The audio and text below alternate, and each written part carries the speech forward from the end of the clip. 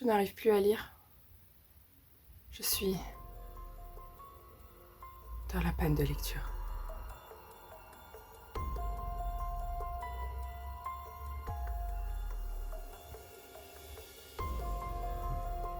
C'est horrible, c'est le pire des sentiments. Bon, la panne de lecture. On en parle? Donc la panne de lecture, aussi appelée reading slump dans le jargon américain, est, comme le dit Urban Dictionary, notre pire cauchemar. Et je ne vais pas vous mentir, c'est le cas. Une panne de lecture, c'est ce sentiment de ne pas pouvoir lire. Ce sentiment où le livre que vous êtes actuellement en train d'essayer de lire ne vous plaît pas, est étranger, est vraiment difficile. On a vraiment, en tout cas pour moi, c'est comme ça. Je n'arrive pas, pourtant le livre aura beau être très intéressant, aura beau être merveilleux, ça pourrait être un favori, un gros coup de cœur, je n'arriverai pas à passer un certain point. J'arriverai à un moment où je me dirais bon, c'est suffisant pour la journée, j'arrive pas à lire plus. On lira demain. Et demain se transforme en après-demain. Après-demain, 2 jours plus tard, 3 jours plus tard, une semaine. Et ensuite tu commences à pleurer parce que t'as pas lu. Et que ça fait quand même une semaine que tu essaies de lire 100 pages. Une panne de lecture, c'est ça. Le pire, je vous jure, c'est que quand t'es dans cette phase, tu lis 1 page, 2 pages, 3 pages. Je me sens pimpante, je me sens fraîche, je me dis c'est bon, je continue à lire. Non. Non, parce qu'en fait ces pages c'est comme si tu ne les avais même pas lues. C'est merveilleux. Oh, ça me rend dingue. Ça me rend dingue. En plus, tu ouvres le livre, tu le lis, mais t'aperçois au coin de l'œil quelque chose. Un ordinateur, une télé, un téléphone. Et vous cédez à la tentation. C'est fini. C'est fini. Et vous finissez par regarder des vidéos tous les jours. Et toute la journée. L'enfer. En plus, le problème avec les pannes de lecture, c'est que tu n'arrives pas à lire. Ça, c'est un fait. Tu essaies, t'auras beau essayer de lire. Tu n'y arriveras pas. Mais à côté, tu continues d'acheter des livres. Tu continues à faire grandir ta palle. Tu continues à ajouter des livres dans ta wishlist. Tu continues à parler de livres. Et quand éventuellement, un jour, dans le futur, dans l'avenir, tu sors de cette panne, tu as une montagne intimidante de livres, et tu regrettes tes choix. Et tu te dis, un jour, je vais y arriver. Spoiler alert, tu n'y arriveras jamais. Apparemment, et selon les blogs américains, il y a 10 étapes à cette reading slump. Première étape, tu lis un livre.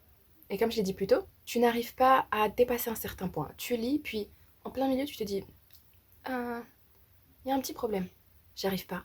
Et tu t'arrêtes. Et donc tu reposes ça à demain. Tu postpones, et tu postpones encore. Et même si tu retardes quand même le truc, pendant ce temps, tu rajoutes des livres dans ta palle. Parce que certains autour de toi ne s'arrêtent pas de lire. Ou il y a Bookstagram, ou il y a Booktube. Puis tu te dis, c'est peut-être parce que j'ai pas choisi le bon livre. C'est peut-être parce que celui-ci est pas vraiment bien. Alors qu'en fait, ça pourrait être un favori. Peut-être que si je prenais un autre livre, j'irais mieux. Et là, tu prends un autre livre. Toujours pas. Tu arrives toujours pas. Non, ça marche pas. Et là, tu te dis, le problème, c'est pas les livres. C'est moi. Oui, c'est toi. C'est plutôt ton cerveau qui joue des tours. Une autre étape, c'est aussi le fait de ne pas lire beaucoup de pages. Ne pas arriver à dépasser le peu de pages. Allez, peut-être une centaine pour vous, c'est bien. Moi, c'est 4 pages. Et encore. Vous voyez quand vous lisez des pages sans les lire? Ouais, et ben moi, c'est ça sur les 4 pages. Donc déjà, le peu que j'ai n'est même pas qualitatif. Donc c'est ni quantitatif, ni qualitatif. Bravo.